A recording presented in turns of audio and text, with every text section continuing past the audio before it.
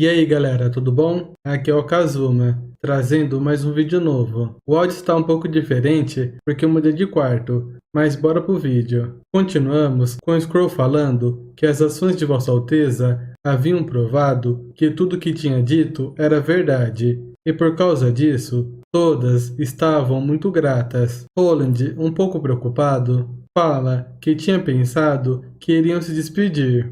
Scroll diz que isso era impossível, já que as bruxas viam aquele lugar como uma montanha sagrada, e contanto que não as expulse, elas desejavam viver ali para sempre. Roland fica aliviado e comenta que também era o que ele queria, e não precisavam fazer isso, pois não era apenas por elas, mas também por ele. Então Wendy diz para todas irem para a sala de jantar, já que Vossa Alteza ainda tinha que se trocar. Scroll se aproxima de Roland e, um pouco preocupada, pergunta se ele realmente estava indo dormir muito tarde. E se esse fosse o caso, era para ele se cuidar mais. Roland, com a feição cansada, fala para ela ficar tranquila. Depois das bruxas saírem, Roland pergunta o que Ana queria. Então, ela diz que não existiam palavras para descrever a gratidão que estava sentindo. Ele complementa que ela queria viver na Vila da Fronteira para sempre, mas Ana acaba negando e diz que para sempre não. Sem entender Roland, pergunta o porquê. Assim, ela responde que não importava onde ele estivesse, ela sempre iria o seguir, assim o abraçando. O professor aparece na porta, mas ao ver os dois, pensa que não era uma boa hora. Enquanto isso, nos subúrbios da cidade de Greycastle, vemos Theo, Hugh e mais algumas pessoas. Hugh apresenta seus antigos amigos do grupo Circense para Theo, o mágico que estava infiltrado na água da Terra dos Sonhos, e ele quem tinha relatado a invasão do porto. O mágico diz que tinha se disfarçado como andarilho para se infiltrar na água da Terra dos Sonhos, mas a maioria infelizmente tinham fugido ou acabaram morrendo, e até o líder tinha sido morto pelo exército de julgamento da igreja. E agora todos estavam procurando um novo lar. Theo pergunta se não eram eles que recebiam apoio secretamente da igreja. O mágico fala que foi o que ele tinha escutado, mas eles sofreram uma emboscada dos dedos esqueléticos quando estavam voltando para o Distrito Leste. E na mesma noite, o líder estava furioso e acabou levando o restante do pessoal para a igreja. Mas, no dia seguinte, apenas 2 ou 3 retornaram, e pelos boatos, houve uma discussão com o sacerdote Ferry, que acabou terminando com seu peito furado. E por conta disso, a água da Terra dos Sonhos já era. Theo fala que Hugh já deve ter falado seu nome para eles, mas ainda assim ele se apresenta, falando que era um guarda de Vossa Alteza Roland Wimbledon, e responsável por coleta de informações por todo o reino, e por todos estarem ali, mostrava que de certa forma já tinham mostrado suas intenções, mas, para ter certeza, Theo pergunta em voz alta se realmente eles estavam dispostos a servir Vossa Alteza. Assim, todos respondem empolgados que estavam dispostos. Theo os instrui, falando para deixarem um vaso de flores roxas na frente da porta dessa casa, e na noite do dia que eles deixarem, ele estaria esperando, e que se precisassem de qualquer coisa relacionada a dinheiro, poderiam enviar uma requisição para ele, continuando para não baixarem a guarda, pois Timóteo não iria ficar sentado no trono para sempre. Hugh pergunta se ele sabia que Timóteo tinha retornado da região leste naquele dia, mas tinha escutado Martelo Negro falar que Timóteo estava planejando recrutar um grupo de ratos para o exército, e em troca eles teriam a chance de se tornarem homens livres, e como os chefes dos dedos esqueléticos estavam indo para o palácio, então provavelmente não era mentira. Theo pensa que se Timóteo estava recrutando ratos, era para eles usarem os comprimidos, assim como no ataque da Fortaleza da Grande Música. Theo fala que essa era uma informação muito interessante, e a primeira missão seria continuar na cola dos ratos para monitorar seus movimentos, e caso houvesse algum avanço, deveriam relatar imediatamente. Enquanto isso, nos arredores da Vila da Fronteira, vemos algumas pessoas enfileiradas. Ao se aproximar, um rapaz pergunta ao figurante qual o nome e se ele era alfabetizado. Assim, respondendo que seu nome era Master e não era alfabetizado, e que também era um carpinteiro e havia escutado que os artesãos receberiam uma casa na cidade. O rapaz sentado concorda, e por ele ser carpinteiro, iria fazer algumas perguntas. Após fazer as perguntas e constar que ele tinha acertado todas, quando iria entregar o certificado, Barov o interrompe, e com um rosto sério, fala para ele não decidir tão rapidamente, e era para olhar as mãos do rapaz primeiro. E caso ele fosse as mãos dele seriam ásperas, especialmente na região inferior das palmas, e rígidas de tanto trabalhar com madeira, sem falar que ele estava evitando contato visual ao responder a algumas perguntas. E se realmente ele fosse um carpinteiro, agiria de maneira calma e natural ao responder. Barov continua falando que ele deve ter sido avisado pelos soldados que qualquer pessoa que se passe por algo que não era ou recusasse a se registrar iria receber uma punição severa e seriam enviados às minas ou deportados para a região oeste.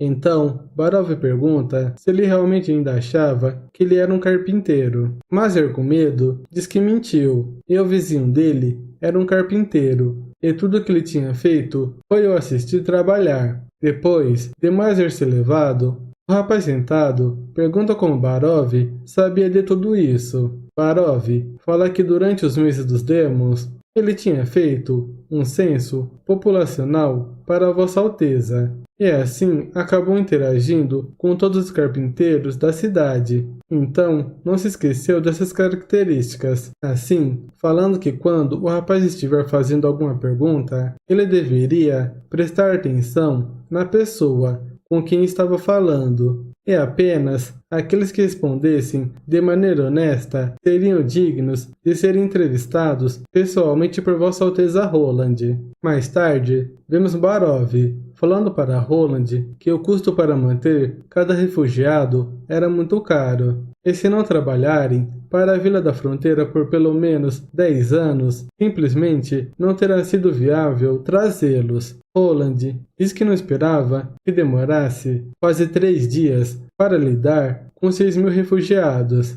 e no momento havia pouca habitação na cidade, e poderiam aceitar apenas 150 artesãos, e os refugiados sem ofício teriam que ficar fora das muralhas por 2 ou 3 meses, e iria deixar as preparações das habitações para ele, e que não importava se eram solteiros ou se vieram com família. Cada um iria receber uma casa independente. Barov pergunta se iriam dar essas casas como um presente. Roland fala que faria que pagassem aluguel, e aqueles que moravam ali já possuíam casas, então, de certo modo, suas casas antigas seriam substituídas por novas, e também, se presentearem os refugiados com casas, eles não iriam querer trabalhar. Depois, ele pergunta quantas pessoas decidiram deixar a cidade após a cerimônia. Barov diz que até o momento 0 nativos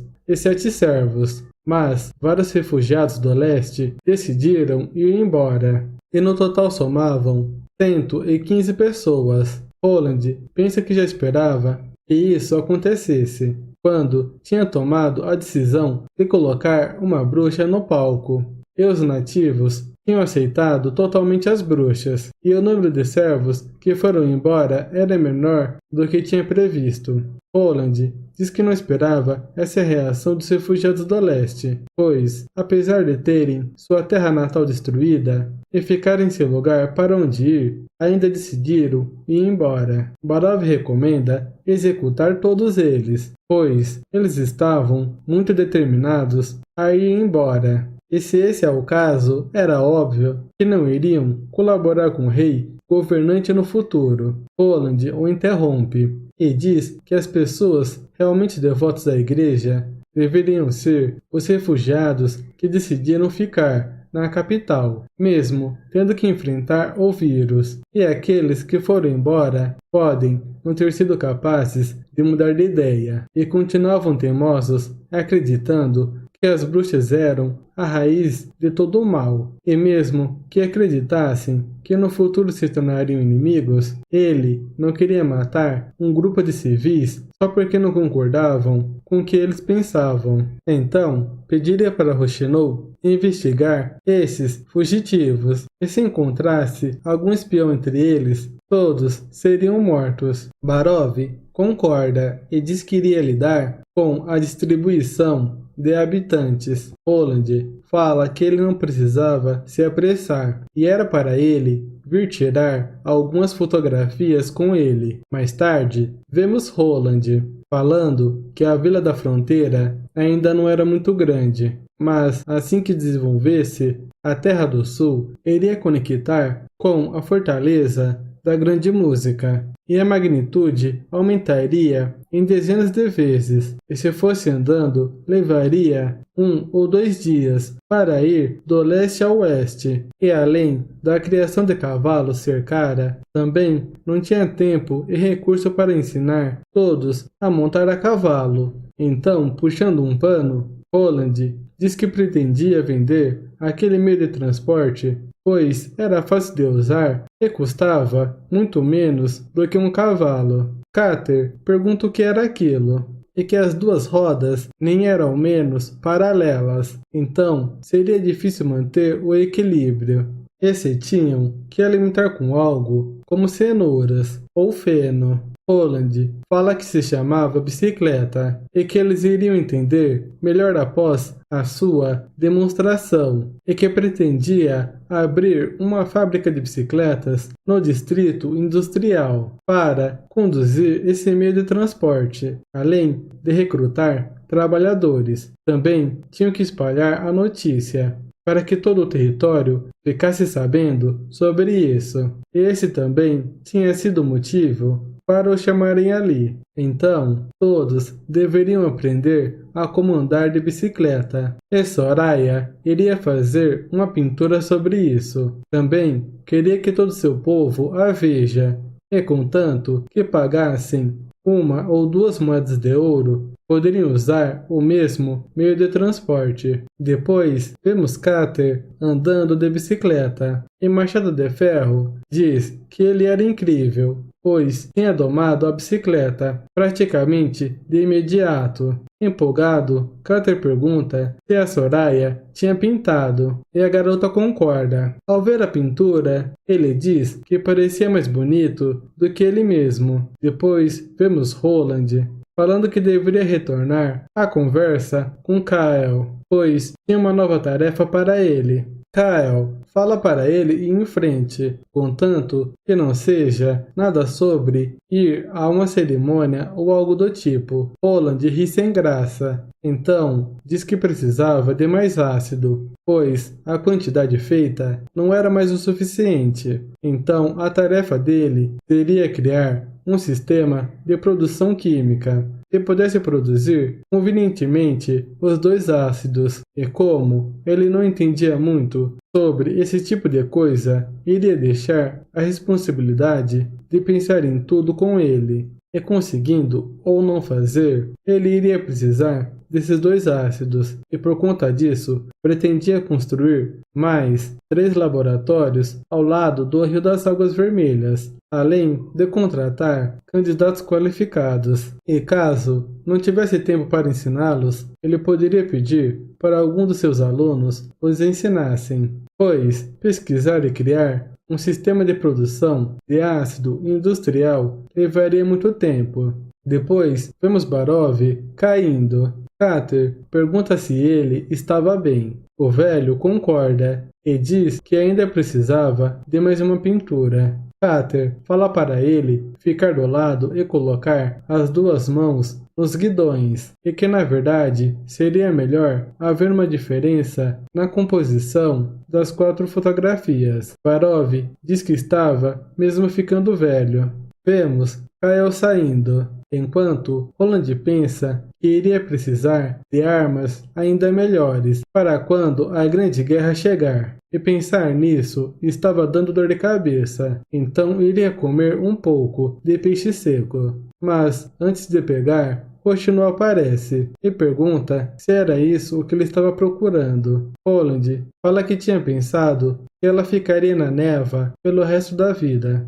Hoshino, com o rosto corado, fala que isso seria ótimo, pois ninguém conseguiria ver, mas ainda continuaria conseguindo vê-lo. Roland fala que ela tinha dito que não sabia qual expressão demonstrar, mas, sendo sincero, essa era uma ótima. Depois, vemos Roland no palco, parabenizando por concluírem todas as séries do currículo do ensino fundamental e se tornarem o primeiro grupo de graduados dessa cidade. Vemos uma garotinha falando que agora eram que nem o vizinho Vanner, pois também estiveram pertinho de Vossa Alteza. Roland continua falando que o motivo por trás de conseguirem se formar tão rapidamente é por serem alunos de Carr, mas não deveriam subestimar os outros, pois havia um conhecimento ilimitado para explorarem e descobrirem nesse mundo. E a partir de hoje, seguiriam um caminho totalmente diferente dos outros, e não importava qual tipo de carreira desejavam seguir, pois definitivamente iriam conseguir. Em seguida, a plateia vibra e dão vida longa a Vossa Alteza. A garotinha diz que queria trabalhar na fábrica de bicicletas no futuro, pois o salário era maior do que de seu pai e ainda tinha a chance de ganhar uma bicicleta. Ela pergunta para o garoto se ele queria seguir os passos de Van e entrar no 2º batalhão, ou se iria com ela para a fábrica. Roland fala que iria entregar seus diplomas como prova honrosa que tinham concluído seus estudos, e sendo assim, era para subirem quando chamar seus nomes. Então ele chama Piper. A garota fala para ele não ficar nervoso. Piper sobe pensando que iria seguir um caminho onde sua coragem e linhagem não importavam. Ao receber seu diploma, ele agradece Vossa Alteza e diz que iria ser igual a Kyle Sweet. Enquanto isso, em uma catedral, um bispo diz que, de acordo com a opinião do grande mestre Corvo, a praga da vez tinha sido causada por uma pequena Demon Beast, e por conta disso, não pode ser observada e nem curada com métodos convencionais, e havia apenas uma coisa que podia tratar a praga além da cura sagrada, e seria as bruxas, e que Feyre tinha deixado aquelas bruxas se aproveitarem deles. Mine diz que a ideia dele não era errada, mas o oponente tinha um tipo de besta de longo alcance poderosa, e que se lembrava de ouvir sobre isso do sacerdote Tilo. E esse também tinha sido o motivo por trás da derrota do Duque Ryan. O bispo furioso diz que mesmo que quisessem usar aquelas escórias, não deveriam ter enviado Faceless tão facilmente. E tinha medo que Heather ficasse furiosa quando voltar do reino de Everwinter, e dava até para dizer que as bruxas puras eram mais valiosas do que o exército da punição divina. Mine fala que não importava se eram bruxas, ou o exército da punição divina, pois o objetivo principal era eliminar o inimigo e conseguir a vitória. Então, algumas perdas seriam inevitáveis. O bispo surpreso fala que a milícia de Timóteo tinha atacado de surpresa a igreja da Fortaleza da Grande Música e tinha matado todos os mensageiros. Mine pensa que além de usarem os comprimidos do frenesi, seu alvo também eram os comprimidos na igreja, mas eles tinham recuado imediatamente e sumiram após incendiar a igreja. E tudo isso parecia muita coincidência, se perguntando se depois de derrotar o grupo de mensageiros, Holland tinha jogado a culpa em seu irmão Timóteo. E juntando isso com o relatório da capital, poderiam concluir que Holland planejava conquistar esse povo sem gastar muito. Então, apenas mandou as bruxas para curar a praga e fez com que os refugiados fossem enviados de volta ao oeste. Mas, para esconder o fato de estar treinando bruxas, tinha enviado soldados para atacar o grupo de mensageiros, sem nem ao mesmo permitir que tivessem tempo de soltar os pombos mensageiros, assim jogando a culpa naqueles que atacaram a fortaleza. Mas claro que tudo isso era apenas especulação. O bispo diz que mesmo que o grupo de mensageiros não tenha nada a ver com ele, ainda precisariam expurgar as bruxas que estavam indo em direção ao oeste. Mine diz para ele ler a última carta. Ao ler a carta, o velho fica em choque, pois um grande número de bruxas tinham aparecido nos fiordes e todas as igrejas tinham sido destruídas. Mas era impossível que tantas bruxas apareçam do nada nos fiordes. Então havia apenas uma possibilidade. Elas tinham vindo do continente, então estava claro que a maior ameaça é o quarto príncipe de Greycastle, e que iria deixar a cidade sagrada de Hermes com ele, e a Heather. Então iria liderar os 100 guerreiros da punição divina, e as puras restantes defendendo a igreja para expurgar completamente o oeste de Greycastle, e assim encontrar a chance de acabar com as bruxas dos fiordes. O bispo fica surpreso. Então uma cavaleira entra e diz que uma frota enorme desembarcou na costa de Everwinter, e a situação estava crítica, pois uma grande quantidade de inimigos estava atacando a capital, e ela já havia perdido o controle de 2 portões da cidade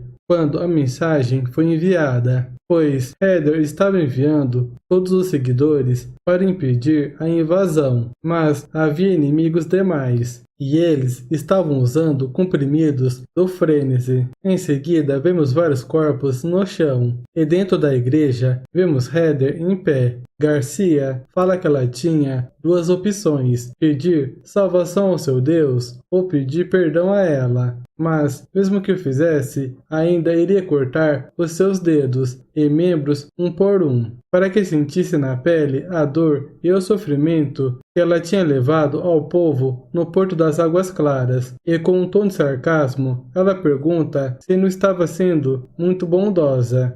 Heather pergunta o que ela iria fazer depois, e se pretendia ser esmagada pelo exército da igreja, ou velejar no mar pelo resto da vida. Estalando os dedos, Garcia diz que ela não precisaria se preocupar com isso, pois o exército da igreja estava atacando a cidade de Ophshar no momento, e possa ser que ela não consiga chegar à nova cidade sagrada, mas aniquilar a antiga cidade era algo totalmente possível, pois ela já deveria ter escutado sobre a água do rio Styx, e como ela era muito fácil de acendê-la, e depois de acender era praticamente impossível apagá-la, e tinha trago um navio inteiro dela. A bruxa pergunta se realmente ela precisava fazer isso, pois esse tipo de tortura não se fazia necessário. E se não tivesse tentado coletar informações ou amedrontar o inimigo? Mas Garcia olha para ela, nervosa, e pergunta se ela sabia como a igreja tratava as bruxas. Heather começa a rir e diz que ela não entendia a grandeza da igreja. e jamais entenderia a importância de tudo que a cidade sagrada tinha feito, e elas sempre agiam de maneira tola, totalmente desavisados da destruição que estava por vir, e Hermes lhes mostraria o que é força de verdade, pois aqueles que desafiam a igreja estavam fadados à destruição. Garcia apenas diz que veriam. Assim acabamos a parte 26. Continuamos com Ana comendo sorvete, enquanto Roland pensa que o sorvete é a fórmula mágica da felicidade feminina em todas as eras. Mesmo que não fosse tão bom como o de seu mundo, já era uma ótima opção para os dias quentes. Quanto aos negócios,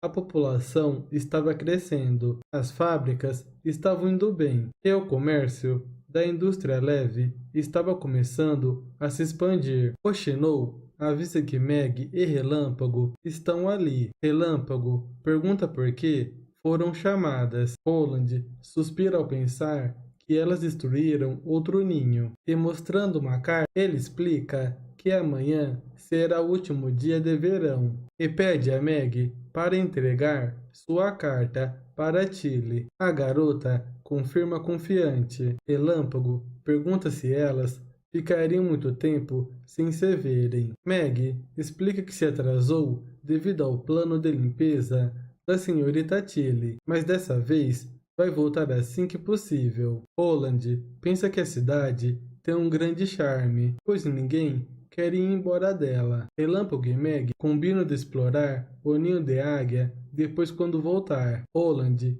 diz que também tem uma missão para Relâmpago, que é levar Meg junto com ela e fixar duas bandeiras no solo, entre a costa e a cadeia de montanhas, marcando o lugar no mapa. Agora, falando para Meg, se Tilly concordar em enviar as bruxas, elas deverão aguardar na costa para recebê-las no balão de ar quente, acima da cadeia de montanhas. Relâmpago Animada pergunta se terão novas irmãs na vila. Ana e Rochinol escutam o que ela disse, e Roland apenas diz que depende da resposta de Tilly, mas acredita que ela vai concordar. Mais tarde, no balão de ar quente, as garotas ficam impressionadas com o novo balão que poderia levar tanta gente, e Vossa Alteza o batizou de Pioneiro das Nuvens. Ana comenta que Soraya era incrível por ter conseguido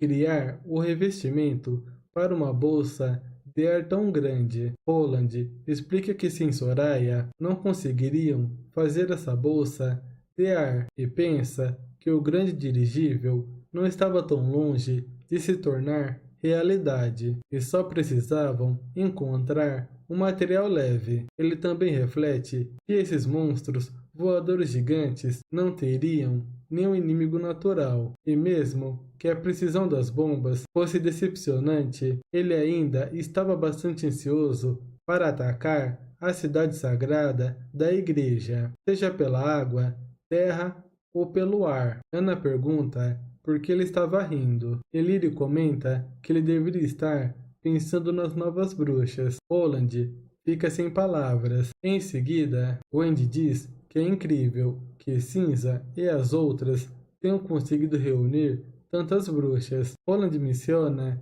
que Tilly provavelmente esteve planejando essa transferência há alguns anos, enviando bruxas para entrar em contato com o povo em segredo, em todos os lugares. Por isso que os rumores dele não atraíram mais bruxas. Wendy fala que Cara nunca mencionou isso a elas. Roland explica que se ela tivesse falado, talvez elas não continuassem a busca pela montanha sagrada. Wendy acrescenta que essa era uma possibilidade, e se tivesse ocorrido, nunca teriam se encontrado. Todas concordam que as coisas não eram ruins na vila, mas sim muito boas, exceto Lírio, que finge estar indecisa, mencionando que talvez seja melhor estar nos fiordes. Ana defende que a situação já era bem melhor do que antes, pois tinha medo até de colocar os pés para fora de casa. Então,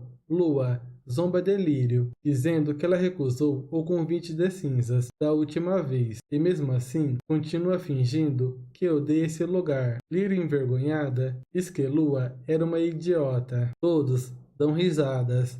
Depois, Holland acaba reparando em algo. Wendy, segurando seus seios, coloca uma mão em seu ombro. Mais tarde, em seus pensamentos, Holland fala que as mulheres com peitos grandes podem ficar com dor nos ombros, por isso que os sutiãs apertados surgiram, apesar de nunca ter confirmado isso. Mas não custava tentar. Além disso, o corpo de Anna iria se desenvolver com os anos, então precisava se preparar e, apesar de nunca ter tocado em sutiãs, viu vários nos comerciais, ficando fácil de fazer o modelo. E não estava nada mal. No outro dia, Margaret comenta que isso é incrível e que nunca pensou que iria voar daquela maneira e apreciar aquela vista. Relâmpago diz que explorou e marcou o lugar que visitaram. Margaret elogia a habilidade de Relâmpago. Holland pergunta a Marlon se ele estava bem. O rapaz responde que sente como se fosse cair. Para acalmá-lo, Holland diz que ele vai se acostumar depois de voar algumas vezes, pois é normal na primeira vez, assim como para quem nunca navegou. Margaret expressa que o mundo parece não ter limites. Marlon menciona que o mérito é das bruxas e questiona se seria possível voar sem elas. Margaret comenta que Anna não estava mais usando suas chamas no balão e perguntou a Relâmpago sobre isso. E ela tinha dito que o balão sobe para os céus contanto que tenha ar quente sendo injetado e depois pergunta a Holland se só precisava de uma rajada. Holland explica que precisavam manter o ar quente para permanecerem flutuando no ar e que a madeira em si é bem pesada, o que limita a quantidade de pessoas que o balão pode carregar. No entanto,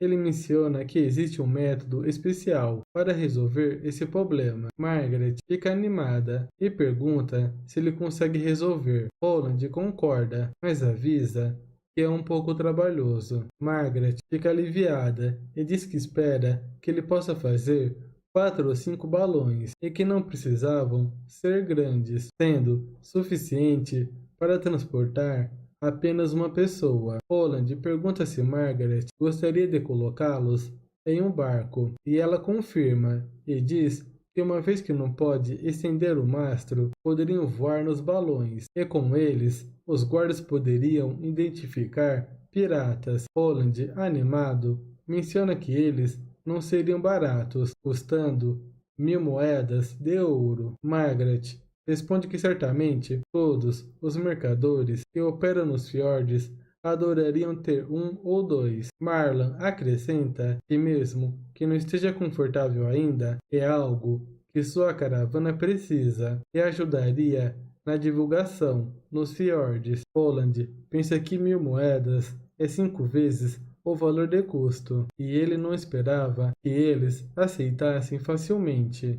Além disso, o gás consumido precisaria ser reabastecido, o que significaria mais lucro para a vila. Ele até menciona que daria um desconto se comprasse uma grande quantidade de combustível. Assim, eles fazem o acordo. Na Ilha Adormecida, vemos Cinzas falando que Holland escolheu Sylvie e pergunta se ele não estava preocupado, e diz que também não sabe, e talvez a lista estivesse muito vaga, ou ele nem ligue em revelar sua identidade de bom grado para aumentar a confiança entre eles. Cinzas complementa que também há a chance dele ser o seu irmão verdadeiro. Ele reconhece que é uma possibilidade, mas ela o conhecia bem, e caso seja o mesmo Roland de Wimbledon, ele nunca teria escolhido ser inimigo da igreja e proteger as bruxas, pois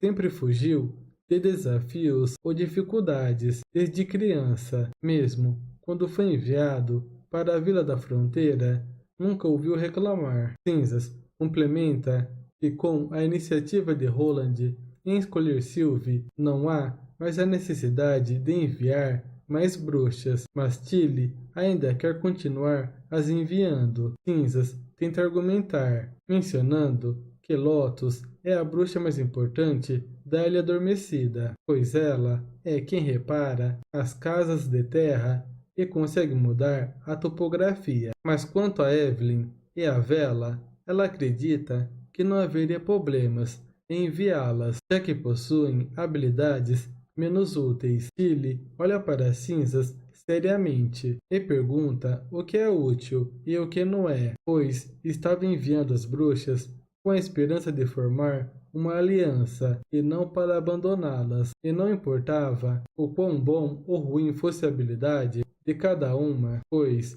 as irmãs que escolheram vir para a ilha são todas da família. Portanto, se ela quisesse transformar aquele lugar no lar das bruxas, não poderiam discriminá-las com base em suas habilidades e utilidade. Ao ouvir isso, Cinza se ajoelha e pede perdão. Tilly continua dizendo que era difícil julgar a habilidade de alguém com o padrão delas. Afinal, Holland escolheu aquelas garotas entre 100 bruxas, então, como elas, seriam inúteis e talvez pudessem contribuir de maneiras surpreendentes através dessa aliança. Além disso, por serem um número bem pequeno de bruxas, vale a pena lutar por cada uma delas. Portanto, Cinzas nunca mais deveria dizer algo assim. Cinzas apenas concorda, entendendo o ponto de Tilly. Tilly acrescenta que, além disso, as coisas que viu nas ruínas a deixaram desconfortável e seria melhor decifrar esses livros o mais rápido possível, sugerindo levar esses livros junto com as bruxas para a Vila da Fronteira. Cinzas fala que talvez as bruxas da União consigam entender, pois ouviu dizer que também havia ruínas antigas na floresta ao leste e talvez alguma bruxa da União já tenha visto esse tipo de texto. Tilly complementa que, se as duas línguas forem iguais, significa que pertence à mesma civilização.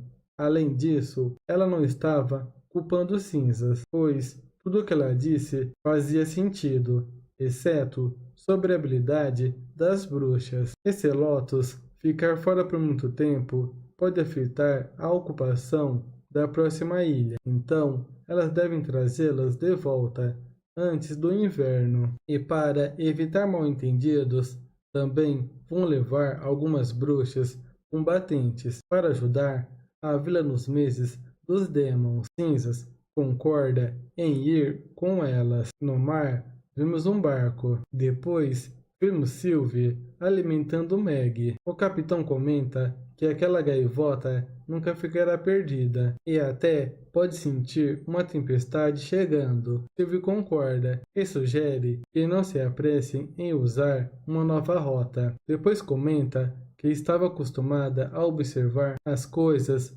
instintivamente e, ao ver os marinheiros, pergunta ao capitão se não estava na hora de trocar o turno dos marujos, pois eles pareciam cansados. O capitão fica surpreso com a aguçada percepção de Sylvie e diz que nada escapa de sua visão. Sylvie lembra do que Tilly disse sobre descobrir a identidade de Roland, e se encontrar algo, era para entrar em contato imediatamente com a líder da União. Mas ela reflete que se a União não concordar, é provável que a tranque nas masmorras para evitar que a informação vaze, e a missão não será fácil, mas as garotas estão animadas por finalmente chegarem ao seu destino. O capitão comenta que nunca viu ninguém morrer por ter passado muito tempo em um barco e diz para aguentarem mais um pouco. Cinzas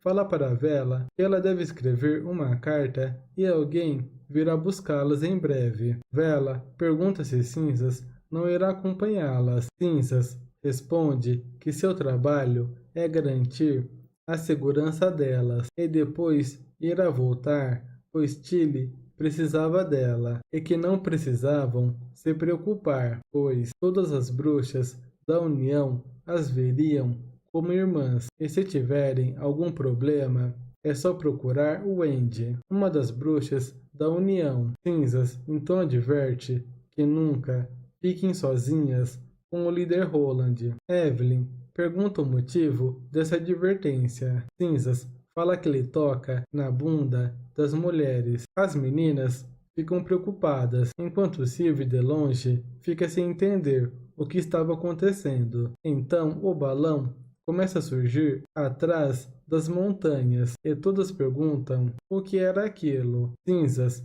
responde que não sabia, pois também era sua primeira vez vendo aquilo. Sylvie, usando sua habilidade, lê o que estava escrito, revelando que elas são bem-vindas à Vila da Fronteira. Mais tarde, Wendy as cumprimenta e fica feliz em ver que Cinzas também veio. Ana se apresenta e dá as boas-vindas a todas, e elas começam a se apresentar. Sylvie nota em seus pensamentos que Ana distorceu o poder mágico ao seu redor, o que indica um poder incrível. Wendy explica que o balão funcionava através do fornecimento de ar quente e pode levar pessoas acima das montanhas para chegar ao seu destino. Ela pergunta a Cinzas se ela não gostaria de ir à vila dizer um oi, pois acredita que Roland gostaria de vê-la. No entanto, Cinzas acaba negando, alegando que ele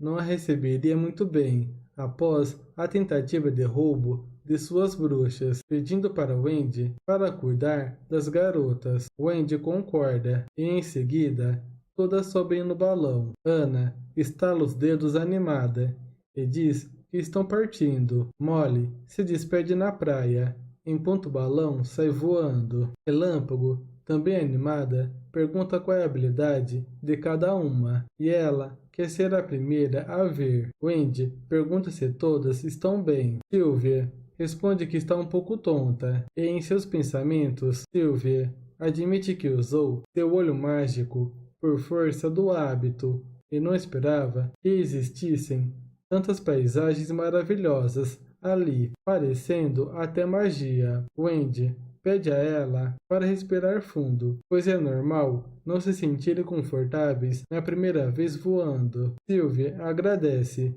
e diz que está se sentindo melhor. Relâmpago começa a contar sobre a luta da Vila da Fronteira contra as bestas. Sylvie pensa que a experiência está sendo mais harmoniosa do que esperava. Depois de um tempo, o balão finalmente pousa. Sylvie fica espantada ao ver as bruxas da União. Alguém diz que Vossa Alteza iria recebê-las pessoalmente. Skrull confirma que finalmente chegaram, e Rochinol diz que Vossa Alteza já estava esperando, orientando-as a segui-la. Sylvie pensa que todas as irmãs foram amigáveis até agora, e talvez tenha julgado erroneamente, mas ainda precisa ter cuidado para cumprir sua missão. Rochinol fala que elas chegaram, e Roland as cumprimenta, falando que são bem-vindas e que ele é o líder da Vila da Fronteira, mencionando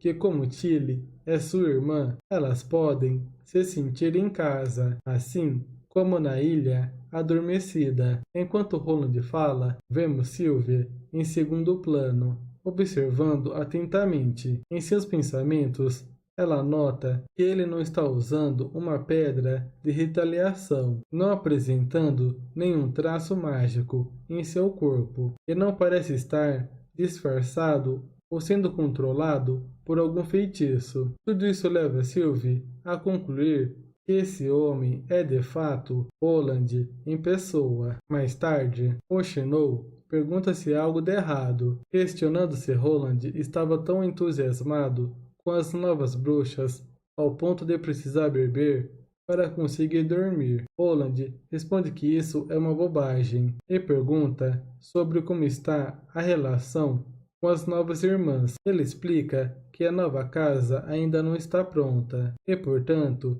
precisam dividir os quartos. Rochinol admite que não confia totalmente nelas, pois metade das palavras de Sylvie foram mentiras, e mesmo que não seja nada sério, Deve haver um motivo para isso. Roland sugere que talvez Sylvia queira checar se ele realmente é o verdadeiro Roland, pois sua personalidade mudou muito. Ele conta que Tilly está suspeitando dele, uma vez que ele era conhecido por ser medroso e preguiçoso. Então, como um homem assim se rebelaria para proteger as bruxas? Hoshino pergunta qual Roland ele é, e ele responde que não é nenhum deles, deixando Hoshino impressionada com a resposta, pois como essa frase pode ser verdade. Roland animado diz que é verdade, então Hoshino sugere que ele esqueça e diz que vai perguntar a Ana, pois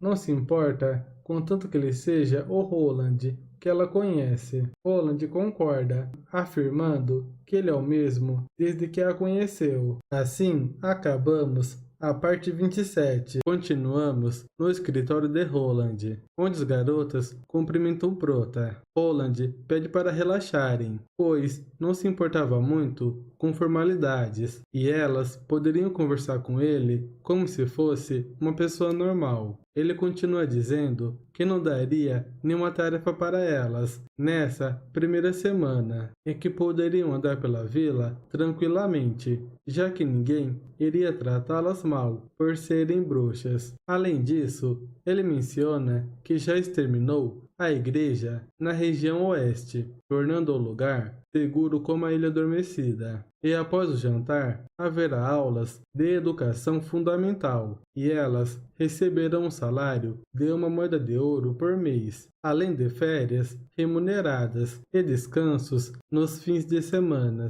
Caso haja dúvidas, elas devem falar com o Wendy, e agora pretende vê-las mostrando suas habilidades do lado de fora, pois a lista de informações não era muito clara. Sylvie pede para ele esperar um pouco e entrega uma carta. Ela diz que a senhorita Tilly encontrou esses documentos nas ruínas dos fiordes e gostaria de saber o significado das palavras. Ao olhar a carta, Roland Scroll reconheceu o texto imediatamente. Tilly conta que essa carta representa sua própria experiência nas ruínas dos fiordes. Ao terminar de ler, Scroll comenta que a língua usada nos textos dos fiordes e das ruínas ao leste era a mesma. Roland revela que a Ilha Adormecida é na verdade uma ilha artificial no meio do oceano, com uma maré imprevisível, e mesmo depois de centenas de anos,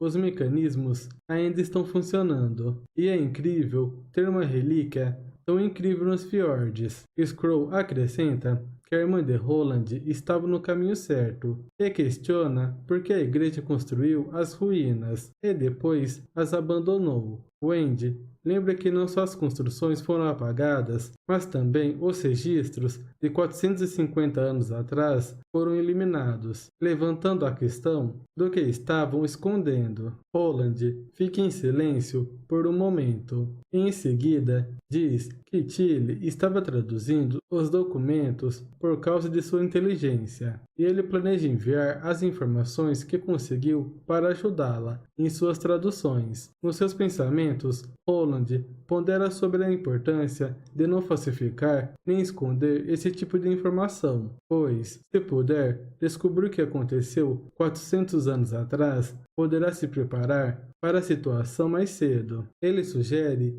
que eles possam até descobrir a fraqueza da igreja. Roland acredita que seria melhor conferir a Torre de Pedra novamente, pois talvez possam encontrar algumas pistas. E assim que o exército estiver preparado, eles irão para a floresta com as bruxas para lidar com os demons. E agora precisam concluir os testes primeiros. No jardim, Lotus usa sua magia para fazer um pilar de terra subir. Roland nota que ela, apesar de ter a mesma idade de Hoshino, ainda parecia apenas uma garotinha, que não amadureceu completamente. No entanto, sua habilidade não é nada fraca, podendo alterar a topografia, o que é mais surpreendente do que ele imaginava. Mas, infelizmente, o pilar desmoronava devido à instabilidade, quando chega por volta de 7 a 8 metros de altura. E eles aprendem que quanto mais fofa a terra, mais fraco o pilar fica. Em seguida, é a vez de Mel, que consegue se comunicar com animais em uma certa distância. Todos os animais que recebem seu poder seguem suas ordens, desde que não excedam a capacidade do animal. Evelyn, com cerca de 25 anos, tem a habilidade de transformar bebidas de baixa qualidade em qualquer sabor de sua preferência, contanto que ela já tenha experimentado esse sabor antes. Sylvia tem a capacidade de ver coisas enquanto ignora os obstáculos, o que significa que todos estavam virtualmente pelados diante dela. Além disso, ela possui uma habilidade semelhante à de Rochinol, que é a de ver magia se formando e se dissipando. Vela tem a habilidade de manter objetos no mesmo estado que estão. Por exemplo, o gelo não derreterá e continuará emitindo um frio mesmo sob a luz do sol, após receber a sua magia. Nesse momento, Rochinol aparece nas costas de Roland, perguntando o que ele achou dos testes e se há alguma garota que ele gostou em particular entre as 5. Roland responde que todas são boas, o que surpreende Rochinol. Ele então, batendo levemente o caderno na cabeça dela, explica que não era isso o que ele quis dizer, continuando que os testes terminaram e que tem um presente para ela. Rochinol dá um leve sorriso, se perguntando o que era. Mais tarde, na mesa de jantar, Relâmpago pergunta qual é a invenção magnífica que ele fez. Esse é um novo sabor de sorvete. Roland responde que elas receberão um presente depois. Rochinol percebe que o presente não é apenas para ela, mas sim para todas as garotas. Scroll cita algumas das invenções de Roland e diz que ele está permitindo que elas as testem antes que comecem a ser produzidas em massa. Ela menciona que o sabonete que elas usaram também foi inventado por Vossa Alteza. Evelyn fica surpresa e diz que é a primeira vez que se sente confortável no banho, mesmo sendo da cidade do rei, e ela só ouviu falar de artigos de luxo dos nobres através das pessoas que frequentavam a taverna de sua família, mas nada se compara ao que ela sentiu usando o sabonete. Scroll comenta que a união estaria uma bagunça se não fosse Vossa Alteza. Evelyn conta que Vossa Alteza só fez algumas perguntas para ela e depois a liberou. E talvez ele achasse que ela não fosse boa o suficiente. Scroll responde que não há habilidade inútil, apenas aquelas que ainda não descobriram sua utilidade. E essas são palavras de Vossa Alteza. Evelyn fica preocupada em ser deixada para trás, mas Scroll diz que se fosse antigamente, talvez isso acontecesse. No entanto, a vila nunca trata nenhuma bruxa de forma diferente, e ela podia afirmar isso. Colibri comenta que algumas delas, incluindo ela, não tinha empregos até pouco tempo atrás, e Vossa Alteza disse para trabalhar duro se houver emprego, e se divertir se não houver. Roland bate as mãos e diz que é difícil de escrever, então ele apenas mostrará. Relâmpago fica animada, e ele apresenta um novo tipo de licor, comparando-o com a cerveja e o vinho de fruta. E esse licor tem um gosto mais doce e forte, tornando-o impróprio para as bruxas menores beberem. Relâmpago tenta argumentar, pois consegue beber mais do que maruchos, mas Roland continua negando e conta que são licores do tipo maçã, leite e puro. Em seguida, ele pede a Evelyn para avaliar os licores, já que ouviu que ela tinha uma taverna na capital. A garota concorda e, ao beber, pensa que o gosto da maçã ressoava entre os lábios e dentes. Na próxima taça, ela sente, além do leite, um sabor de mel ou açúcar. e na última taça uma sensação de queimação na ponta da língua, enquanto descia pela garganta, com um gosto amargo e doce escondido. Ela diz a Roland que as 3 taças possuem sabores inesquecíveis, mas algumas pessoas não aceitariam sabores tão fortes, enquanto quem ama beber iria adorar. Roland fica satisfeito com a resposta e diz que poderia deixá-los mais fortes, envelhecendo para que ela pudesse provar novamente. E havia outro presente para as bruxas adultas. Nana pergunta o que seria o presente. Roland diz para experimentarem depois que voltarem para os quartos. No quarto, vemos todas as bruxas reunidas. Relâmpago reclama que, além de não poder beber, também não ganhou um presente. Lírio diz a Relâmpago que quando ela ficar adulta, basta pedir o presente. Além disso, ela nem se importa com o que tem dentro. Relâmpago insiste que esse não é o ponto, pois Lu e Meg são adultas, mas também não ganharam nada. Meg concorda. Rochinol fala que Vossa Alteza deveria ter suas próprias considerações e que deveriam olhar o que tem dentro primeiro. Ao abrir os presentes, elas se perguntam o que é aquilo, e se era um vestido, mas muito pequeno. Meg comenta que se parece com os óculos de Relâmpago. Alguém nota que foram feitos com um bom material e cortes estranhos, parecendo algo nobre. Wendy percebe uma carta e Rochinol pergunta o que está escrito. Lua diz que o presente é bem macio e legal, enquanto Lírio reclama com ela para não fazer isso. Depois, Relâmpago pergunta se elas estavam bem, e vemos Wendy, Rochinol e Sylvia envergonhadas. Na folha de instruções constam informações sobre como usar o presente para ajudar a reduzir os problemas causados pelo peso dos seios. Relâmpago e Meg olham para baixo e depois entendem, enquanto Wendy fica envergonhada. Lírio pergunta a Relâmpago se agora ela entende por que não ganharam e que ela não vai receber nem mesmo quando for adulta. Lua comenta que talvez seja o mesmo para ela. Lírio vira o rosto, alegando que ela não era tão reta assim. Relâmpago pede para elas mostrarem como fica, mas Wendy, ainda envergonhada, diz que não e leva as garotas para fora, pois já estava tarde e era hora de dormir. Assim que as garotas vão embora,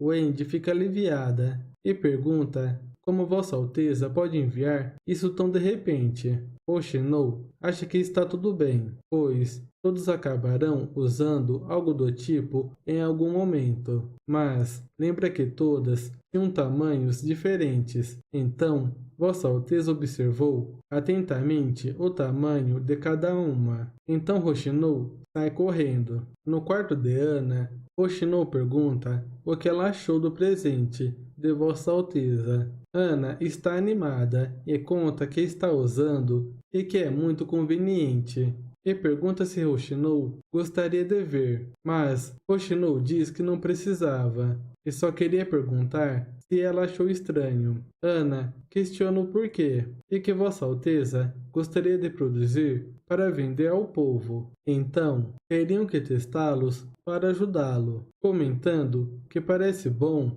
leve e macio, e como os ganchos são difíceis de tirar, e mostraria como fazer. Rochinol percebe que Ana só queria ajudar Vossa Alteza a atingir seus objetivos. Ana sugere que elas poderiam propor melhorias nos ganchos depois. Rochinol entende o ponto de Ana e pensa que, já que é um presente de Vossa Alteza, ela deveria experimentá-lo de qualquer forma e não iria se esconder, e diria tudo o que pensa, assim como Ana faria. Em seguida, pede para Ana ensiná-la como vestir o presente. De volta ao quarto, Hoshino pergunta a Wendy como ela estava e comenta que é grande, mas confortável de usar e não terá mais que se preocupar com roupas apertadas. Além disso, não afeta em nada os seus movimentos e pede para Wendy experimentar também. Mas Wendy resiste, dizendo que pensou que Vossa Alteza tinha feito isso por causa de Hoshino. No entanto, Hoshino a agarra por trás e conta que Ana ensinou como usar e agora ela iria ensiná-la. Ela diz para Wendy não ser tímida, pois ninguém está vendo. Sylvie fica super envergonhada e pensa que viu mais coisas estranhas hoje do que nos últimos anos. Água saindo de um cano, sabonete com um bom cheiro, licor que queima como fogo. E o mais incrível foram as roupas dadas depois do jantar. Ela reflete sobre o costume nobre de enviar espartilhos, mas, mesmo sendo presente, é algo entre pessoas que possuem relações íntimas, e Vossa Alteza não apenas presenteou as bruxas, mas também pretende vender para toda a região oeste. Sylvia começa a ter pensamentos de que Vossa Alteza talvez tenha um interesse extraordinário em seios e bundas, e Cinzas estava certa. Ele era um homem perigoso. No outro dia, em um barco, alguém pergunta a Roland se ele quer 2 pilares de terra no meio do rio para servirem de alicerces para a ponte. Carr expressa a dificuldade de construir uma ponte enorme e sugere uma ponte flutuante como alternativa. Roland explica que devido à força da correnteza, a ponte precisa de um alicerce em terra para reduzir o impacto e, portanto, precisava ser construída dessa maneira. Ele menciona que se a ponte fosse feita em paralelo ao fluxo do rio, receberia menos impacto. Em seguida, Roland revela que o rio das Águas Vermelhas tem 10 metros de profundidade e pergunta a Lotus se ela conseguiria resolver o problema. Lotus responde que não é difícil e pede para deixar com ela. Enquanto isso, vemos Wendy se espreguiçando alegremente, percebendo que os seus ombros não estão mais doloridos e pensando que precisava agradecer Vossa Alteza. Roland pede para Wendy parar, pois iria começar a construção. Carr pergunta como seriam feitos os alicerces, e Roland explica para ele que eles usarão o poder das bruxas para concretar e formar uma parede no fundo do leito do rio, o que dará controle sobre o fluxo e tornará a estrutura forte o suficiente. Carr elogia a ideia, e Lotus começa a usar a sua habilidade, fazendo a água borbulhar e uma pilha de lama subir do fundo do rio. Roland comenta que é mais fácil aumentar o nível do que reduzi-lo. As garotas tampam os narizes, perguntando sobre o cheiro estranho. Roland explica que é por causa da matéria orgânica do rio e que depois eles precisarão remover as coisas indesejáveis e modelar o solo para um alicerce apropriado. Ele lamenta que seja difícil transportar a lama, pois gostaria de fertilizar o solo com ela. Hoshino pergunta por que ele fica animado com essas coisas. Roland, olhando distante, diz que no fim das contas, fertilizante orgânico é o melhor. Em um campo de trigo, um rapaz menciona que a colheita dobrou esse ano, e são as maiores que ele já viu desde que Vossa Alteza realizou a cerimônia e a senhorita Nana foi apresentada, e acabou percebendo que o uso das bruxas começou a ser cada vez mais reconhecido, e que fazer um monte de terra aparecer de um rio vazio só pode ser obra de uma bruxa. Nesse momento, alguns figurantes chegam animados, dizendo que o trigo já está bom para ser colhido e gostariam de fazer algumas perguntas. O rapaz já imagina quais são as perguntas. Os figurantes questionam se poderiam ser promovidos a homens livres depois da colheita, ter suas próprias casas e frequentar a escola.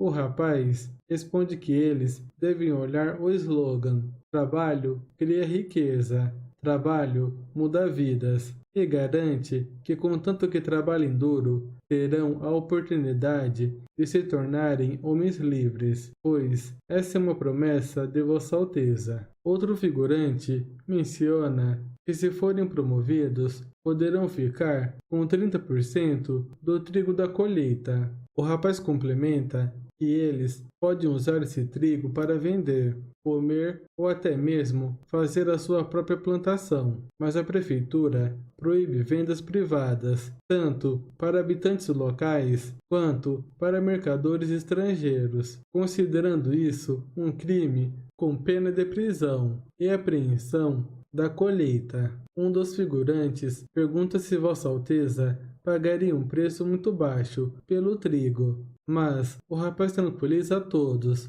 dizendo que o preço será o mesmo do mercado e não haverá mudanças drásticas. Então, eles não precisarão se preocupar e poderiam continuar com as suas atividades. Outro figurante pergunta ao rapaz sobre o paradeiro das senhoritas Meia e Irene, pois não houve mais apresentações recentemente, e se elas ficaram doentes ou algo do tipo. O rapaz responde que as duas foram para a Fortaleza da Grande Música e que as apresentações retornarão normalmente no outono, com novas peças. O figurante agradece e volta ao trabalho. O rapaz pensa que, mesmo não querendo plantar nessas terras, acabou sendo melhor do que ele esperava, e o lucro está aumentando, possibilitando um maior crescimento, e ele está ansioso pela colheita do próximo ano. E assim acabamos a parte 28. Continuamos com os figurantes coletando trigo. Barov, animado, diz que foi uma grande colheita, sendo 4 vezes maior do que o ano passado, e o melhor campo foi 6 vezes maior, então conseguiriam alimentar a todos. Roland fala que aparentemente o novo celeiro não vai ficar mais vazio. Barov bate na mesa e diz que agora a vila só precisa de mais 2.000 agricultores para alimentar de 50 a 60 mil pessoas. E isso é incrível, pois a vila pode se expandir para a maior cidade de Greycastle, ou até para a maior do continente. Roland pensa que o principal motivo para a vila não crescer era a capacidade de produção de comida. E se a plantação mecanizada se popularizar, o resultado pode alimentar dezenas de milhares de pessoas, e por causa da folha, a vila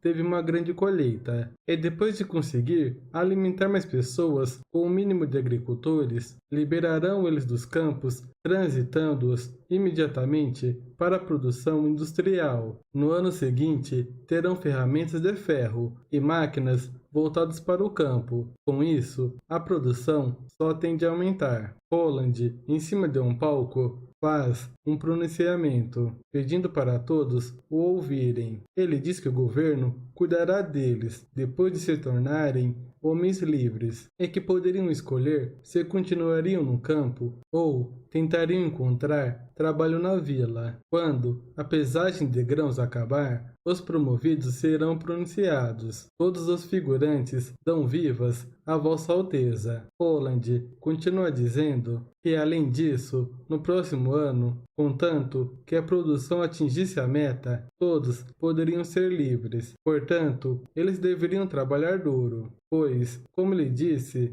o trabalho cria riquezas e muda vidas, esperando que um dia não houvesse mais servos na Vila da Fronteira. A plateia continua dando vivas, empolgados. Em outro lugar, vemos Timóteo. Ao se sentar, ele cheira a mesa e começa a falar sobre o perfume de sua irmã. Dando risada, ele diz que finalmente derrotou Garcia e pensa que em meio mês destruiu a nação da areia. Agora, a rainha das Águas Claras é apenas história, pois a região sul de Grey Castle estava em suas mãos e ele ainda era o mais poderoso. De repente, um guarda aparece. Timóteo informa que partirá para a capital no dia seguinte e pede ao guarda para cuidar bem da fronteira do sul, garantindo que o povo da areia não entre no território de Grey Castle. Timóteo tranquiliza o guarda, afirmando que Grey Castle ainda está longe de se unificar e precisará de muitos cavaleiros, assim como ele. O cavaleiro pergunta sobre seu irmão, Leman,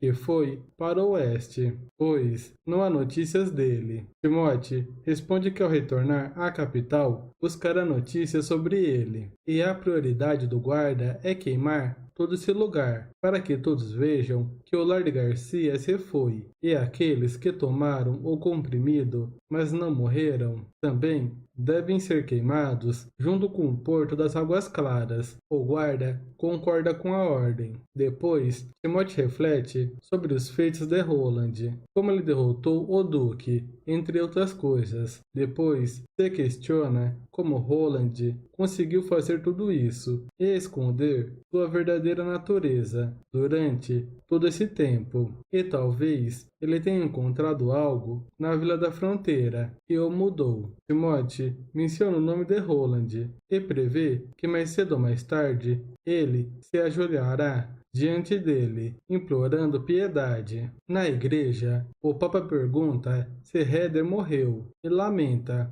pois ela era uma garota inteligente e devota, e ele acredita que o assassino será eventualmente punido por Deus. O Papa também questiona se Garcia e o rei de Alford estão se ajudando, e se o novo veneno não funcionou. Mine conta que o veneno não foi tão efetivo quando conquistaram a fortaleza do Dente Quebrado, já que todos foram mortos em apenas um mês, enquanto na cidade de Alford o veneno não parece ter mais efeito e a resistência do inimigo ainda está forte, reconhecendo que a culpa foi dele. O Papa explica que a base do veneno são as bruxas, então não era surpresa que aparecesse uma bruxa com a habilidade de curar em dezenas de milhares de pessoas. E quando se tratava de vida ou morte, as pessoas não se importam se estão sendo curadas por servos de Deus ou por demons. E se as bruxas conseguirem parar os ataques em Walford, suas reputações aumentariam significativamente, podendo até serem chamadas de heroínas, o que não era bom para a igreja. O Papa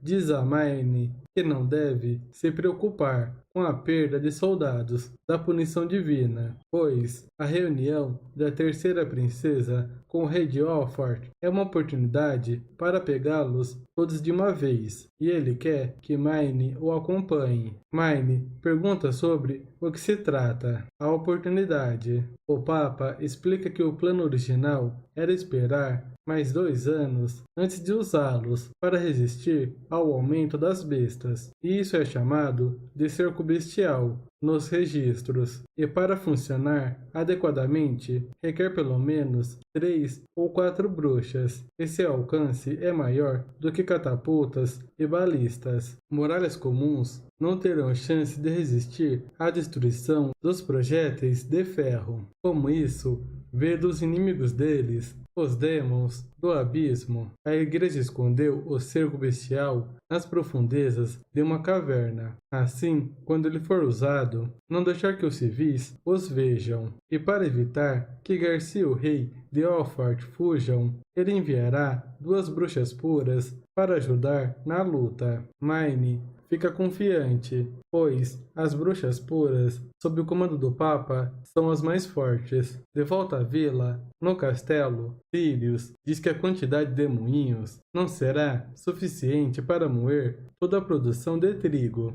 Ele propõe construir um novo moinho nas margens do rio e, de preferência, utilizar uma máquina a vapor para seu funcionamento. Roland concorda e pede para que ele envie a proposta para a prefeitura. Sirius continua informando que há 516 pessoas qualificadas para serem promovidas e conclui seu relatório. Roland fica impressionado.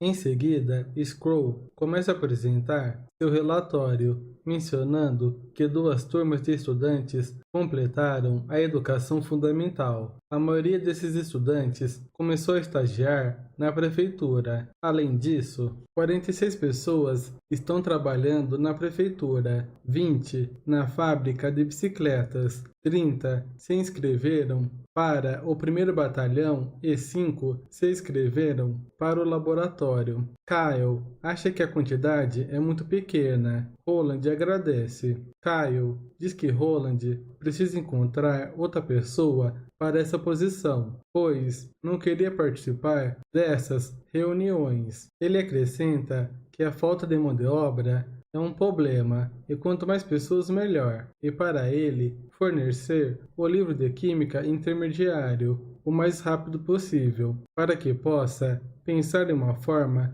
de produzir ácido em larga escala. Roland pensa que o conselho da cidade cresceu bastante em comparação com o início. Depois, Tar fala sobre as construções em andamento, enquanto Machado de Ferro relata sobre o 2º batalhão, que já estão prontos. Roland agradece a todos os departamentos por seus relatórios e anuncia que o salário deles iria aumentar. Ele também compartilha seu plano de construir uma cidade após o fim dos meses dos Demons. A cidade se estenderá da Fortaleza da Grande Música até a Floresta ao leste e ao mar ao sul, sendo protegida por montanha e defesas naturais. Então, eles teriam que acelerar seus trabalhos para estarem preparados, e a cidade deveria ser agradável como a primavera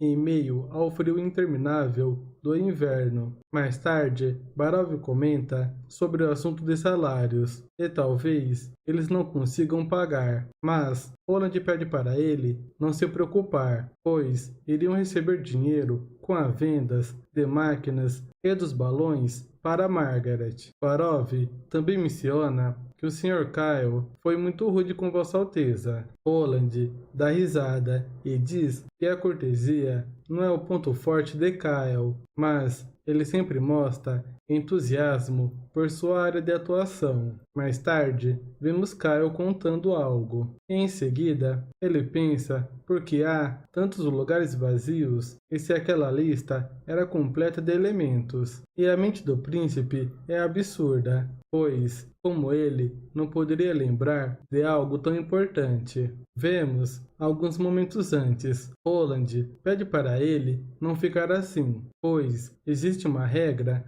para o arranjo de cada elemento. Então, ele conseguiria preencher sozinho, mesmo que ele nunca tenha visto, e é possível descrever sua aparência. E essa lei está esperando para ser descoberta por ele na alquimia intermediária. Kyle sabe que qualquer sábio nunca deixaria uma oportunidade dessa passar, e que precisa ter esse livro logo. Além disso, pretende chamar seus aprendizes da cidade das Águas Vermelhas para que os 3 laboratórios fiquem cheios, para conseguir superar a dificuldade de pesquisar produção em larga escala. Em uma caverna, vemos Sylvie, Rochinol, Lúcia e Relâmpago. Rochinol pergunta se há uma bifurcação no meio. Relâmpago concorda pedindo para ela verificar, esperando que seja o fim. Sylvie explica que não há minérios, nem saída. Rochinol desaparece e depois aparece novamente. Relâmpago menciona que só há mais um caminho para explorar nessa mina. Sylvie, em seus pensamentos, conta que mesmo podendo ver vagamente a mudança de magia de Rochinol, não consegue ver imagens e movimentos dela. E de acordo com Relâmpago, ela é a bruxa de batalha mais forte da União. E também há rumores de que essa mina é o lar de monstros antigo, havendo casos de mineiros desaparecidos. Porém, nenhum monstro pode escapar de seus olhos mágicos. Lúcia pede para esperarem, pois ela iria converter aquele minério, pois acredita que Vossa Alteza irá precisar. Depois, elas voltam a explorar. Ao checar um lugar, Sylvie começa a suar e diz que pode levar a uma veia de minérios. Rochinol comenta que de toda forma iria checar. Ao chegarem em uma bifurcação, Rochinol comenta que parecia ser bem fundo. Sylvie, após observar que não conseguia ver o caminho do meio, e Relâmpago pergunta se é porque ela estava cansada. Sylvie acaba negando e diz que tem algo bloqueando sua visão. Rochinol fala para todas ficarem paradas, pois ela iria descer para checar, mas Sylvie pede para ela não ir, pois algo que bloqueia sua visão deve ser muito poderoso, então ela estaria em perigo se fosse lá, e provavelmente são pedras de retaliação dos deuses que cobrem toda a parte. Em outro momento, vemos uma pedra enorme e brilhante. Roland pergunta se foram eles que fizeram essa escada, mas Cater nega e conta que quando o primeiro batalhão chegou ali, as coisas já estavam assim. Relâmpago diz que era improvável que esse lugar esteja relacionado à população local ou ao reino. Ao descerem pelas escadas, Roland estima que essa pedra tenha 30 metros de altura e pensa que não é radioativa, pois se fosse, todos já estariam mortos. Ele também se pergunta como ela se formou. Cater conta que uma pedra pequena já vale várias moedas de ouro, então uma desse tamanho valeria muito. Rochinol pergunta se ele queria que os nobres matassem as bruxas, mas Cater diz que não era isso o que ele quis dizer. Relâmpago comenta que é a primeira vez que vê essa cor em uma pedra de retaliação, e se ela levasse um pedaço, não precisaria acender velas à noite. Rochinol fica contrariada e fala que prefere acender uma dúzia de velas do que usar pedras para iluminar. E se não existissem mais dessas pedras no mundo, seria ótimo. Relâmpago pede para tirar um pedaço como troféu da expedição. Roland concorda. No entanto, quando Relâmpago bate na pedra, nada acontece. Roland pede para Rochinol tentar. Ela saca sua arma e atira, mas, mesmo assim, nada acontece. Cater pergunta como a igreja as cortou e poliu. Rochinol diz que esse tipo de coisa pode virar pó instantaneamente aplicando um pouco de força. Então, Ana pergunta para Roland se ele se lembra do mapa do tesouro desenhado pelo Luz da Manhã, Ferlin, e um dos pontos deve estar nessa direção. Para essa caverna com uma grande quantidade de pedras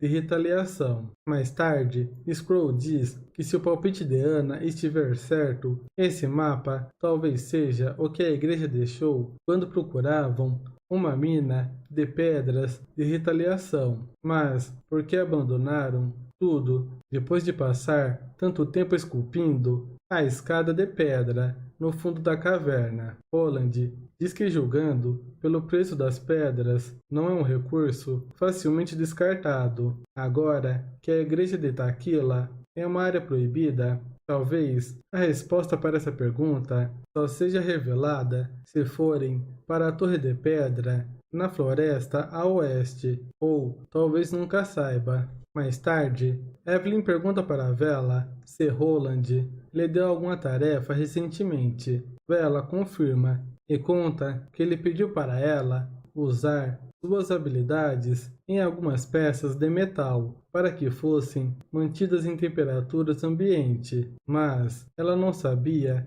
para o que servia. Evelyn menciona que ele não pediu nada para ela. Vela questiona se ele não deu exercícios para ela praticar. Evelyn diz que não e praticou sozinha e, ocasionalmente, ele pedia para ela provar algum licor recém-preparado. Além disso, o vinho está ficando cada vez mais horrível. Então, ela tentou sugerir adicionar água ou suco nele, mas parece que ele só quer fazer o vinho mais forte possível. Então, Scroll pede para todos se sentarem e hoje não ensinaria novos conteúdos. Relâmpago fica animada e pergunta se vão ter aulas práticas ao ar livre ou uma nova degustação de produtos. Scroll dá um pequeno sorriso e diz que elas farão uma prova abrangendo tudo que aprenderam. As bruxas ficam sem entender o que era a prova. Assim acabamos a parte 29. Continuamos com Scroll falando que já se passaram 3 meses desde o início das aulas e agora Vossa Alteza acredita que chegou a hora de examinar o progresso delas. Scroll explica que o teste estará dividido em 3 partes: matemática, ciências da natureza e linguagem, com 60 questões. As garotas ficam de boca aberta ao ouvirem isso. Lúcia diz que fará uma revisão de última hora. E Scroll, com um sorriso assustador, informa que precisarão acertar pelo menos metade para poderem tomar sorvete no fim de semana. E quem não cumprir esse requisito não poderá tomar café da tarde. Porém, as 5 bruxas da Ilha Adormecida não precisam cumprir essas condições e podem escolher entre fazer o exame ou aproveitar o dia de folga. Mel fica aliviada e comenta que pensou em dizer adeus ao sorvete, pois ainda não consegue ler a maioria das palavras. Vela pergunta a Evelyn se ela vai ficar, e a garota responde que gostaria de tentar, pois Vossa Alteza disse que poderiam desenvolver suas habilidades estudando. Então, ela precisa estudar bastante para alcançá-las, contando que Lírio e Lua têm ajudado ela nesses dias. Após ouvir isso, Bella decide tentar também. Mais tarde, Scroll entrega as provas a Roland. O prota pergunta se Rochinol passou. Scroll confirma que sim, e que ela ficou entre as melhores da turma, chegando até gabaritar na parte de linguagem. Roland brinca com Rochinol, dizendo que pensou que conseguiria fazê-la ficar de regime, mas logo muda de assunto, mostrando-se satisfeito com os resultados dessa vez, já que todas as bruxas da União tiraram mais de 60 pontos. Scroll diz que foi graças ao trabalho duro delas, e 2 bruxas da Ilha Adormecida fizeram um teste. Evelyn acertou 5 pontos, enquanto Vela acertou 36. Roland fica impressionado com os resultados e também acha que Lírio, Colibre e Lua tiveram resultados exemplares, pois aprenderam a ler e escrever completamente em uma língua que não conheciam em apenas 3 meses. Ele começa a pensar como será o mundo quando o preconceito contra as bruxas acabar. Mais tarde, vemos Lúcia. Sino pergunta se ela estava treinando, mas Lúcia pede para não ser perturbada quando estiver usando sua habilidade e para Sino se concentrar em ler seus livros. Sino conta que não consegue entender metade das palavras. Então, Lúcia repreende, explicando que é exatamente por isso que ela deveria lê-los, pois a maioria das palavras possui estruturas semelhantes e é preciso se familiarizar primeiro com elas, antes de aprender uma língua. Sino concorda, mas de repente, Hoshino aparece e pergunta a Lúcia se ela estava treinando sua habilidade. Sino conta que sim, mencionando que sua irmã estava treinando, enquanto ela estava lendo um livro. Hoshino entrega um sorvete para a Lúcia e explica que foi essa recompensa que ela pediu a Vossa Alteza, e entrega outro sorvete para Sino e conta que ficou em terceiro lugar no teste, logo atrás de Wendy e Folha. E como Vossa Alteza não esperava que ela conseguisse, concedeu-lhe uma recompensa extra por superar suas expectativas. Lúcia pergunta como ela se saiu no teste. Hoshino diz que ela tirou 68 pontos, mas não sabia sua posição na turma. Lúcia diz que isso é pouco, já que ela tirou um pouco mais da metade dos pontos, mesmo já sabendo ler. Hoshino segura a mão de Lúcia carinhosamente, limpando o sorvete, e diz que 68 pontos não foi uma posição ruim, considerando que ela começou a estudar há pouco tempo. E caso tivesse alguma dúvida, poderia perguntar à vontade. Hoshino incentiva a Lúcia a aproveitar o sorvete antes que derreta completamente, e Lúcia concorda. Em seguida, Sino pergunta a Hoshino se ela poderia escolher seu próprio trabalho quando terminar todas as provas do fundamental. Hoshino explica que é muito cedo, pois Vossa Alteza deixou claro que apenas aqueles acima de 14 anos seriam contratados, e como Sino tem apenas 10 anos, ainda terá que esperar. Sino revela que queria ajudar sua irmã com as despesas e menciona que um casamento custa caro e as coisas ficariam muito difíceis se elas ficassem sem dinheiro. Hoshino segura o riso e pergunta onde Sino gostaria de trabalhar quando crescer. Sino responde que gostaria de trabalhar no laboratório de química para ganhar o título de sábia e receber elogios de todos. Hoshino alerta que os laboratórios são lugares bem perigosos e que Vossa Alteza sugeriu que a melhor decisão seria se tornar uma funcionária da prefeitura, pois há vários benefícios e até mesmo a possibilidade de alcançar o salário das bruxas. Sino fica impressionada com as informações e pergunta se a irmã Hoshino está apaixonada por Vossa Alteza, pois não parava de mencionar o nome dele. Sino menciona que sua mãe diz que quando uma mulher gosta de um homem, ela não para de falar o nome dele. Lúcia tampa a boca de Sino e pede para ela não dizer essas coisas, mas Hoshino responde com o rosto apaixonado, afirmando que sim. Em outro momento, Lúcia entrega os minérios que encontrou para Roland. Ele agradece e diz que iria dar uma olhada neles. Enquanto isso, Lúcia começa a pensar que não sabe muito sobre romance, mas não vê como uma bruxa e um príncipe podem ter um final feliz. Roland diz que irá pedir ao Sr. Switch para identificar os minérios e pede a Lúcia para voltar à Mina do Norte e continuar seu treinamento. Mas, antes dela partir, ele elogia sua performance no teste, com 68 pontos, ficando em nono lugar na turma, e espera que Sino possa participar na próxima prova. Lúcia fica animada com as palavras de Roland. Mais tarde, um figurante aparece, notificando que havia uma carta confidencial da capital. Roland pergunta quem enviou, mas o rapaz diz que não havia assinatura,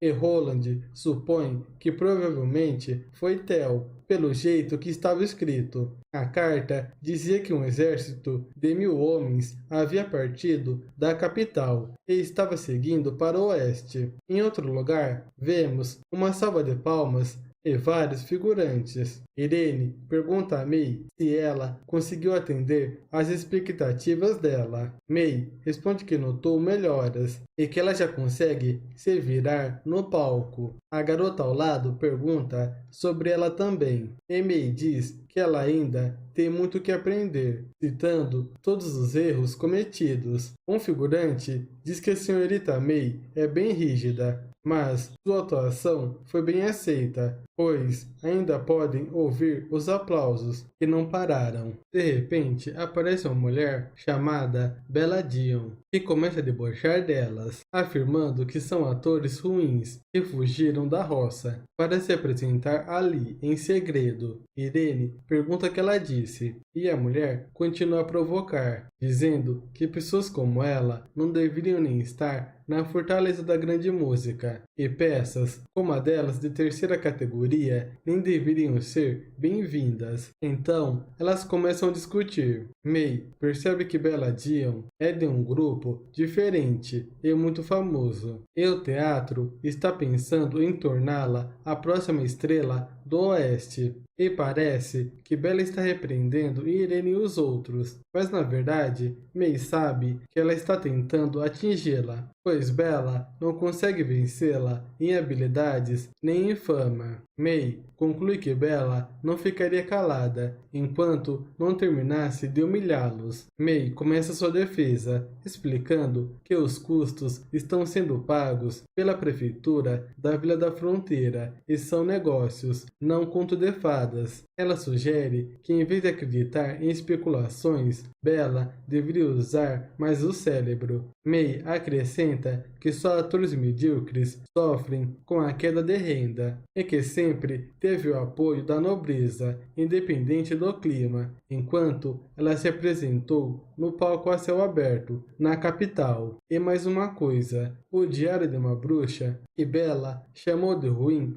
e entediante, foi escrito por Vossa Alteza, insinuando que ele seria fraco e entediante, um crime com punição de ter a língua cortada. Bella fica impaciente e diz que May nunca deveria ter voltado da Vila da Fronteira e que sabia o motivo dela ter ido para lá. Antes de revelar que era por causa do luz da manhã, Ferlin, Bella recebe um tapa. May percebe que agiu de forma impulsiva e que não deveria ter causado problemas. Os figurantes reclamam com May, que se lembra das dicas de autodefesa de Carter em situações como essa. Os figurantes começam a se aproximar, mas antes que pudessem fazer algo, Carter aparece, dizendo que viu que ela estava dizendo calúnias de Vossa Alteza e tentou praticar um ato antiético contra o grupo de Vossa Alteza. May fica feliz com a chegada de Carter, que ordena que parem com a confusão. Mais tarde, May oferece um vinho e agradece a Carter por aparecer na hora certa. Carter comenta que, exceto pela garota, os rapazes não queriam confusão. Ele pergunta se ela vivia ali. May concorda,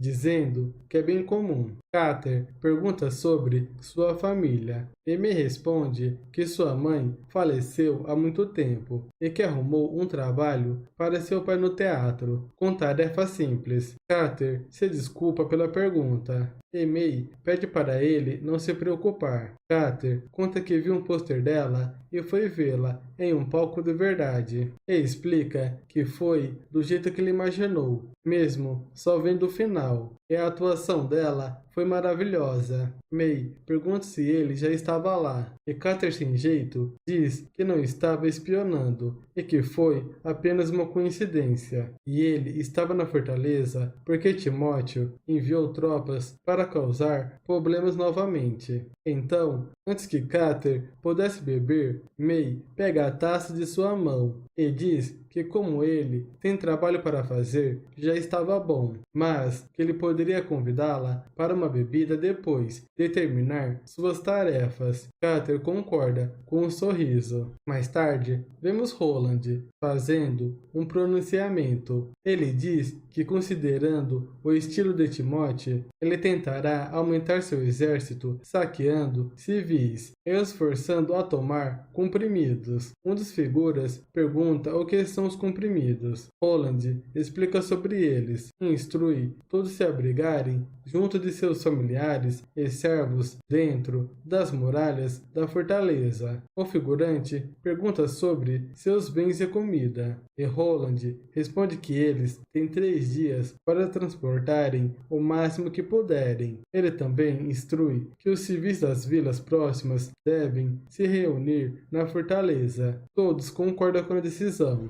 Mais tarde, Roland comenta que dessa vez os inimigos estão vindo pelo rio, e é uma rota que os deixa em dúvida até chegarem à bifurcação do rio, e eles poderiam seguir para a vila ou atacar a fortaleza da Grande Música. Então, para evitar que as forças de Timóteo se dividam, eles precisam tomar a iniciativa de atacá-los na bifurcação, que é o melhor local para fazer uma armadilha. Roland então instrui o que cada um fará durante o ataque. Hoshino pergunta se ele iria junto. Roland responde que sim, pois ele é o único que saberia aproveitar ao máximo as habilidades das bruxas na batalha. Mais tarde, em um barco, vemos as garotas, e Roland diz que talvez ele não seja bom em comandar tropas, mas sua especialidade é usar bunkers e tanques. No acampamento, perto do rio, as garotas perguntam o que são tanques. Roland faz um desenho e começa a explicar que precisam fazer linhas defensivas dos 2 lados do rio, erguendo casas de terras em formatos de V, com formatos triangulares e paredes sólidas, com 8 compartimentos dentro e uma pequena janela voltada para o rio. Lotus diz que não entendeu, pois se esconder os soldados dentro das casas não conseguiriam atacar, e pergunta o que fariam se as tropas de Timóteo não pararem.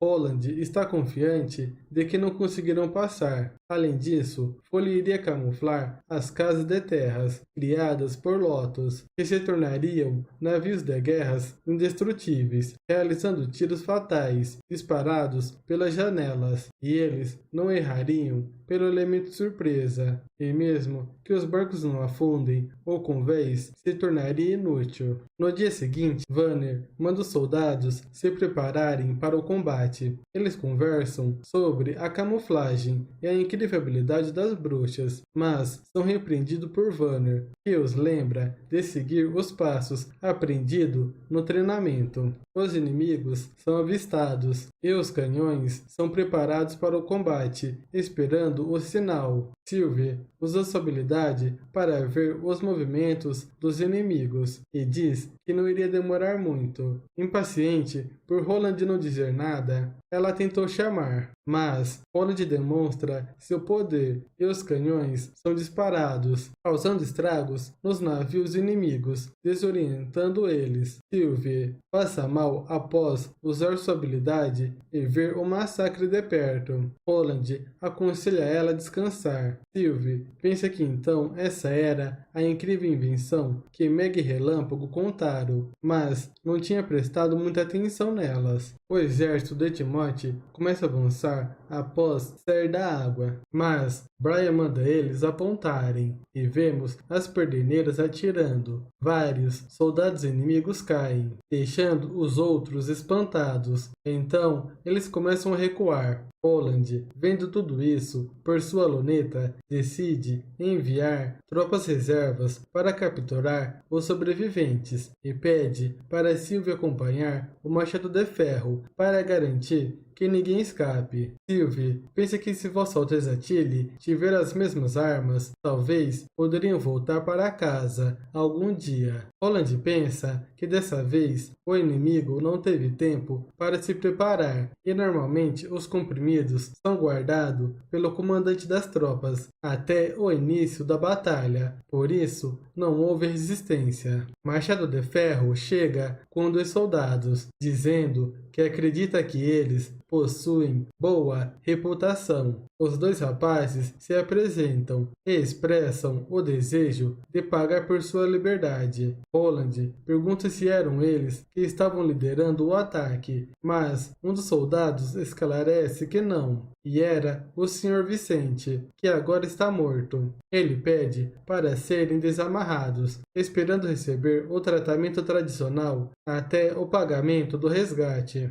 Roland diz que não precisa de dinheiro, mas sim de informações e sobre as intenções de Timóteo. Ele assegura que se contarem tudo, provavelmente receberão o tratamento que merecem. No entanto, o soldado se desculpa, explicando que já jurou lealdade à Vossa Alteza Timóteo. Roland, então, vira-se e diz para Machado de Ferro que eles estão sob seu cuidado, não importando os métodos que use, pois só quer obter as informações que deseja. Machado de Ferro entende a mensagem e manda levá-los para serem interrogados. Roland ordena que após o término tratá-los como se tivessem falecido em batalha, pensando que é o que merecem por roubar e oprimir os civis da região oeste. Assim acabamos a parte 30. Quem puder, deixa um like e um comentário. E se gostou do vídeo, aproveite e se inscreva para não perder os próximos resumos. Até o próximo vídeo.